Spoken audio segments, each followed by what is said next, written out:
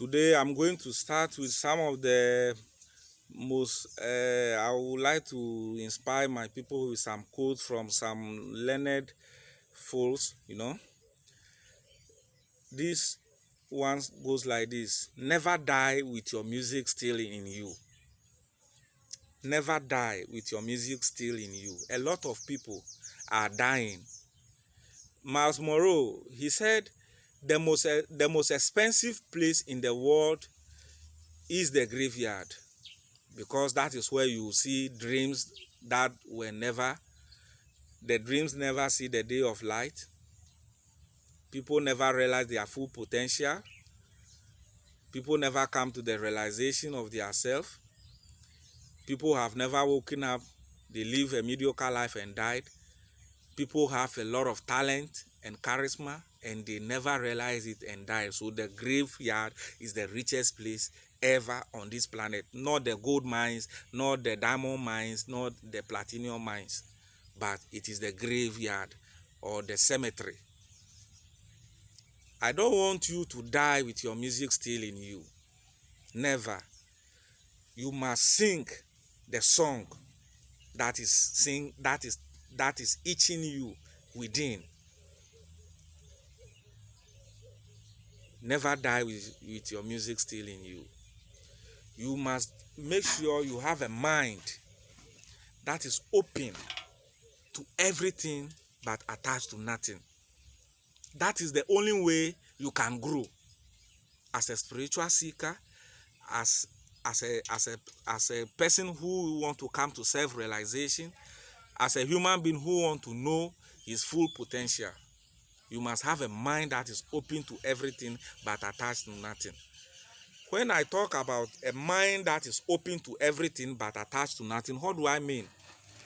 What I simply mean is you are open to every teaching on this planet, but the choice is yours. You have to make a choice that will empower you to explore the power within. The kingdom of heaven, it is in the Bible. The kingdom of heaven is within. And I want you to understand when they say the kingdom of heaven is within, what it means by that. What it simply means is that your life is your making. If you want to be happy, somebody cannot be dancing and you will say you are happy. You have to take that dancing into you and turn it into joy within. So having a mind that is open to everything but attached to nothing, it means you are not attached to anything. When I criticize God, when I say the Bible is a useless book, or the Bible is a book compiled by a group of people to imprison the mind of a group of people, you don't take it on a bitter ground. But what do? You open your mind to it and you subject yourself to total investigation into whatever I am saying. You break down my points. Today, you take Google, you can cross-check everything. There is this research done by Rebecca Khan. And do you know the message he sent to his family? He told them, do you know that we all the white men, we came out from the black man, and his family got angry with her. But she said, that is the truth. She is a geneticist. She's a physicist. And they have learned, they have traveled across the world and learning about the genes of all the races, and they have realized that the oldest race is the black man. Rebecca Khan, he made a publication in 1998 on this. So you can just tap Rebecca Khan, Google will give you the result, so that you can now join me in the right frame of mind for us to move forward, because we have to create a community, a very powerful, formidable force. I can't do it alone. If I should come together with only 100 people, do you know what we can do to the people who are out there? We can put up a factory that can employ 1 million Ghanaians. If there is unity functioning in our mind, we don't think across church divide. We don't think across ethnic lines. When I meet you on the street, I know I have met my brother. Straightforward. This is how I want us to live. We have to create it, but religion can never let us get there. The churches are breaking away from each other on daily basis. Because of what? Money. We have to be realistic. The breakaway churches are not breaking away because they love God. They are breaking away because they want to be powerful on their own, take decisions on their own, and do things on their own without the control of others. So when they realize their full potential, they can do this without them. After all, even it is not in a calling, it is all about the mindset. If you can bring people together, you can become powerful. Then they decide to do what? They decide to break away. The churches have been breaking away. So ask yourself, when will one church dominate the whole world and the kind of peace? All the churches are looking for peace within each other. The motto of the Presby Church is that all may be one. That all may be one. Ask yourself that when are you going to achieve this with this type of division among even the church? That all may be one. A very powerful motto and a very powerful mantra. That all may be one, which I stand for. But I have come to the realization that religion can never deliver that. Religion can never deliver that.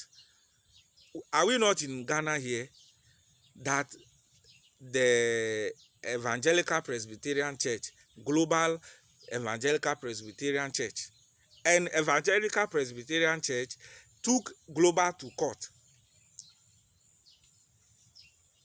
for piracy or copyright of name? They went to court for several years. Evangelical Presbyterian Church, the mother church, won against the breakaway. So you have to know there is a rift right there. That is not the only one. The English church, the King of England, realized he cannot be paying homage to the Roman authority. So they have decided to break away and form their own church. So everybody is looking for power. But this power we are looking for, it is at the expense of the unity we are looking for across race, across culture, across religion and languages. So what we have to do now is to move away from religion and look for brotherhood across race, languages, culture, and religion. That is the only way. And do you know the paradise and the heaven we are talking about? If we can enter into the right frame of mind and change our mindset from supremacy and control, everybody will live in peace. How will you benefit somebody if somebody are living in pain and agony and you are living in joy and ecstasy? I want to know. White man tried it, and today their country is under invasion. If you go to America, the Mexico and things, people are drilling tunnels. People are using submarines and things to enter into America at all costs. People are using human caravans. People are walking from Honduras and the rest, trying to enter into America at all costs. Europe, the same. So you have to come to the realization that the white supremacy, you want to be at the top. Your GDP is the highest in the world, 1.5 million or whatever, billion or whatever. The GDP and the rest, this is not doing us any good. But when we move away from the white control, the black man must also enjoy life. When a black man works, at the end of the month, he can also take something home, which can make the family laugh. Who risks his life to go and swim? Say, I'm going to Europe. Because everybody is living in good condition, we are all okay. When I want to go to Europe, I'm only going there for holiday sake. I only want to go and see the street or something. Because we have the same society here. But today, Is that possible? No. Everybody is thinking about Europe, Europe, Europe, Europe, Europe. And you are not comfortable with that. We have the far right or the far left or whatever they call it all over Europe. We have even the Golden Dawn party in Greece. They are they are very racist. They kill blacks like anything. And you can't do anything because they are the powerful, and they believe they are protecting their own, which is a lie. All their top men came to school in Egypt. Aristotle, Pythagoras, everybody. All their intelligent men came to school in Egypt. So it is about time they also have to do themselves a lot of good and visit the drawing board and realize that whatever they have been doing is not helping the day. How can we empower these people? You give money to our leaders and they put it right in the bank. They put 50% in the bank in Europe and use 50%. You know you can track it, but you are waiting for them to die so that you seize the money. Seize the money whilst they are alive and bring the money to Africa so that we can use it to develop Africa. About 90% of the money borrowed to Africa by European Union or America or any other body, 80% of it is stored in Europe. It remains with you. You know it. You have the banks. You have every tracking system to know that our ministers and our presidents and our leaders are keeping all our money with you guys. But you can't say anything because at the end of the day, it is helping your economy. You are taking the same money, borrowing it again. You borrow it, they bring 20%, they keep 80% there. We know it. But it is about time you also help we, the ordinary citizens on the street. Other than that, we will also make life very uncomfortable for you. We will come there and take your wives, as you people are perceiving that the blacks in America and Europe are marrying your women. You are not getting some of the women to marry. I do check some of your demonstration placard and I see what you write on it. Yes. So it has to be a collective decision. Nobody is fighting any race. We are all one. We are all coming from one source. We don't have 2, 3, 4, 5 gods. We have only one God. And if we have only one God, we have only one race. That is what I want you to understand. But when a group of people are relegated for far too long, their anger and resentment and jealousy will come out and will come out as in a form of volcanic eruption. And who is going to be the receiver? That is you. So we'll come there. People will come there and turn into fugitives. People will come there and turn into rapists. People will be stabbing people on the street. Do you think if they are in the right frame of mind, if they have not been wrongly indoctrinated, will people be killing people on the street for what? For God. God can kill anybody. God can silence any group.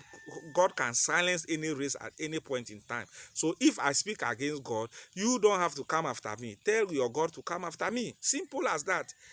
We are trying to put a very beautiful race together. Live in peace and harmony. Today, can somebody tell me that with the current trend, this is the way? Today, you go to Dubai, our people from Africa are going there for the Dubai gurus to shit in their mouth. I have never seen this video clip myself, but a lot of people are saying it, and I tell them this is inhumane. Don't say that in front of me. I can never watch such a video clip. I have seen on countless occasions our people who have gone to the Middle East as a house helps and other stuff. Some of them were killed because they have not for improper dressing. They were slaughtered on the street for improper dressing. And you think this is good, and you are doing this thing to please God. Which type of God can you please with this kind of injustice against your own source, where you are coming from? The person you killed and slaughtered have a DNA in him or her which is older than you. He is carrying the DNA from the source which is older than you, the oldest race. You are torturing God himself. You are killing God, slaughtering God on your streets, and you think you are going to have the peace you want. No.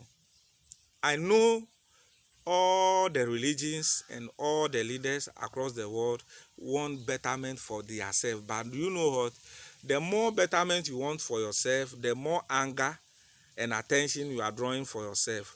But when you can make those kind of betterment to cut across religion, culture, languages, and race, the peace you want, you have it in abundance. The millions of people will serve you. They will be well paid. They will be well treated. Nobody is looking at fault of each other. We are leaving judgment to God because we are not judging. You understand? Carl Jung, he said something. He said thinking is difficult. That is why most people judge. If you can really think and see beyond the dressing of the other, and you can psychologically strengthen your brain beyond what you see, you will not think about somebody's dressing and kill him because for improper dressing. No. The Arabs used to cover their hair simply because they predominantly live on the desert. And the desert, anytime the wind blows, it comes with the sand and it enters into their hair and their eyes. So they have thought of it that they have to cover their hair with the hijab or whatever, so that whenever the sun is the wind is blowing with the sand, it will not enter into their hair. It is not anything that they are hiding the body from anybody. When a man sees a beautiful woman, he knows. Who is telling you that when you see a beautiful man who has covered his entire body with a hijab, you don't have feelings for the person? It's a lie. When you are beautiful, you are beautiful. When you are nice, you are nice. And when somebody is attracted to you, is attracted to you. For the person, the imams, the people they are marrying, I want to ask them, what have they seen before they follow the women? Are they telling me in the Arab world there are no prostitutes? Are they telling me that in the Arab world we don't have criminals, we don't have people who do stealing and other stuff? No. Let's calm down from the tree that we have climbed. We have climbed a wrong tree. You can't do anything to please God. You can't kill anybody for God to reward you with virgins. No. I'm telling you, the people you are killing are your brothers, whom can do something for you. Don't take religious sentiment too deep in such a way that you have become so attached to God or Allah in such a way that you cannot even differentiate humanity and wickedness. This is pure wickedness. Don't kill anybody because you just watch and see what Allah is going to do to anybody who has break the laws. Because there are every punishment. Why should you go and kill somebody for God? You can't please God. You have to understand that He's the creator of everything. He is. So I want us to move away from violence. I know Islam in itself has nothing to do with violence. I know for sure. But when the religion and its leaders, when they can calm down and let their followers also understand and calm down from there, so that we can love each other. Because look, when do you think the whole world will become Islamic? I want to know. Because in China, as we speak right now, they are breaking down all the mosques and the churches in China as we speak. And China alone, they are getting to 2 billion. If you go to India, the same thing is happening. You go to the Rohingyas, who are the Muslim minority in India. They are being tortured, they are being killed, they are being maimed, they are being killed. This is not fair. These are my people. These are people that are connected to me by blood. We have all coming from one source. We have to stop treating each other as if this person is coming from this God, this person too is coming from this. No. The peace we are looking for, once we are able to move away from religious fantasy, we win the war. Paradise will practice it right here. All the riches in the world belongs to about only 200 people. It has to be properly shared. You understand? I have to end this on a very humble note. I never preach racism. I never preach racism, but dignity and pride in one's own race. I leave you for a while. With God, here blessing, one love.